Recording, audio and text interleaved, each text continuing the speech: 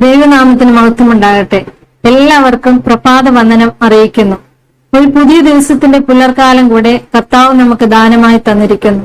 അശാന്തിയുടെയും അസമാധാനത്തിന്റെയും ഈ ലോകത്തിൽ നമുക്ക് പ്രത്യാശ നൽകുന്നത് കർത്താവിന്റെ മാറ്റമില്ലാത്ത തിരുവചനമാണ്. ആ തിരുവചനമാകുന്ന മന്ന ഭക്ഷിച്ചുകൊണ്ട് ഈ പ്രഭാതം നമുക്ക് ആരംഭിക്കാം. ഇന്നത്തെ പ്രഭാത മന്നയുടെ ചിന്താവിഷയം സ്വയം മരണം എന്നുള്ളതാണ്. ചിന്തയ്ക്ക് ആധാരമായി തിരഞ്ഞെടുത്തിരിക്കുന്ന വേദഭാഗം ഗലാത്യർക്ക് എഴുതിയ ലേഖനം 2-ാം അധ്യായം അതിന്റെ 20-ാമത്തെ വാക്യം. ഗലാത്യർ 2:20. ഞാൻ ക്രിസ്തുവിനോടുകൂടെ ക്രൂശിക്കപ്പെട്ടിരിക്കുന്നു. ഇനി ജീവിക്കുന്നത് ഞാനല്ല, ക്രിസ്തു അത്രേ എന്നിൽ ജീവിക്കുന്നു.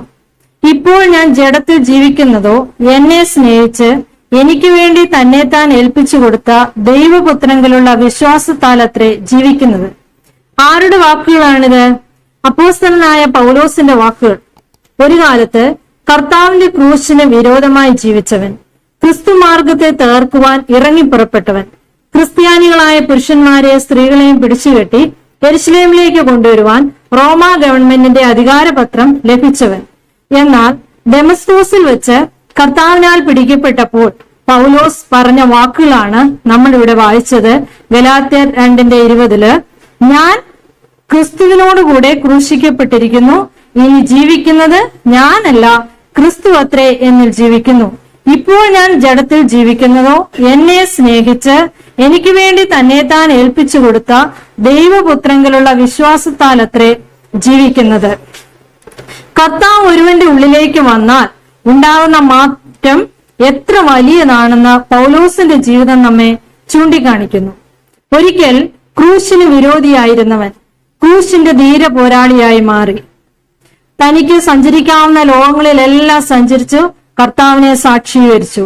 എത്രമാത്രം താൻ ക്രിസ്ത്യാനിത്വത്തെ വെറുത്തുവോ അതിന്റെ എത്രയോ മടങ്ങ് പിന്നീട് കർത്താവിനെ സ്നേഹിച്ചു. 100 കണക്കിന് സഭകൾ സ്ഥാപിച്ചു.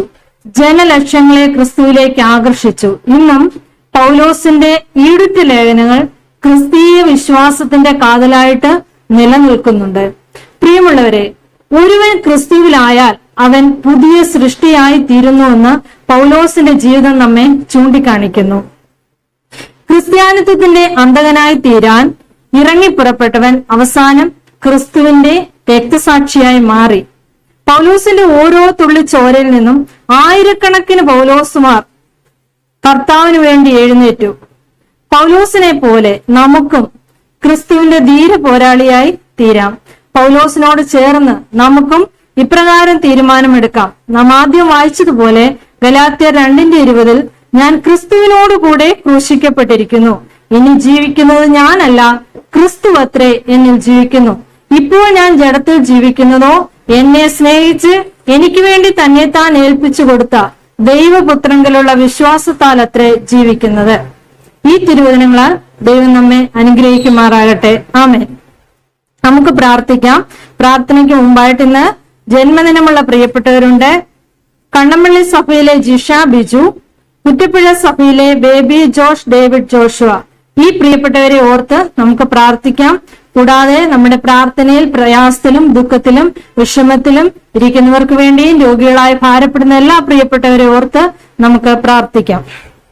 സ്നേഹവാനായ ദൈവമേ, സ്വർഗീയ നല്ല പിതാവേ, ഈ അനുഗ്രഹിക്കപ്പെട്ട നല്ല പ്രഭാതത്തിനായിട്ട് എന്റെ ദൈവത്തെ സ്തുതിക്കുന്നു, സ്തോത്രം ചെയ്യുന്നു. നാഥ കർത്താവേ, അടിയുടെ ജീവിതത്തിലെ ഒരു പ്രഭാതം കൂടെ സ്വർഗത്തിലെ ദൈവം ദാനമായി തന്നതിനായിട്ട് എന്റെ ദൈവത്തെ സ്തുതിക്കുന്നു. ദൈവമേ കർത്താവേ, ഞങ്ങളുടെ രോഗികളായി ഭാരപ്പെടുന്ന പ്രിയപ്പെട്ടവരെ ഞങ്ങൾ ഓർക്കുന്നു. നാഥ പ്രയാസത്തിലും ദുഃഖത്തിലും കഴിയുന്നവർക്ക് വേണ്ടി ഞങ്ങൾ പ്രാർത്ഥിക്കുന്നു.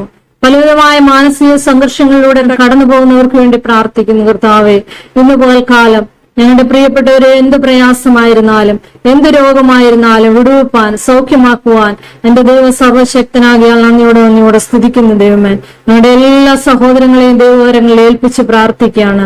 ദൈവത്തിന്റെ കൃപയും സാന്നിധ്യം കൂടെ ഇരുന്ന് വഴി നടത്തണമേ എന്ന് പ്രാർത്ഥിക്കുന്നു. കർത്താവേ, ആരോഗ്യത്തോടെ സന്തോഷത്തോടെ ദൈവം കൊടുക്കുന്ന ആയുസ് നാളുകളപ്പ എന്റെ ദൈവത്തിന്റെ നല്ല സാക്ഷികളായി ജീവിപ്പാനും പ്രത്യാശയോടെ ജീവിപ്പാനും ഞങ്ങളെ സഹായിക്കണമേ എന്ന് പ്രാർത്ഥിക്കുന്നതാ.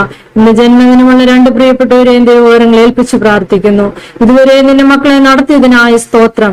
ദൈവം കൊടുക്കുന്ന ഈ ഒരു വർഷം കർത്താവെ അവർക്ക് ഏറ്റവും അനുഗ്രഹമായി തീരുവാൻ തുടർന്ന് അവരുടെ ജീവിതത്തിൽ ദൈവം എത്ര നാളുകൾ കൊടുത്താലും ആയുസിന്റെ അന്ത്യം വരെയും കർത്താവെ പ്രത്യാശയോടെ, സന്തോഷത്തോടെ, അനുഗ്രഹത്തോടെ ദൈവത്തിന്റെ സ്വർഗീയ നന്മകളെ പ്രാപിച്ചുകൊണ്ട് ജീവിപ്പാൻ സ്വർഗത്തിലെ ദൈവം സഹായിക്കണമെന്ന് പ്രാർത്ഥിക്കുന്നു പിതാവേ.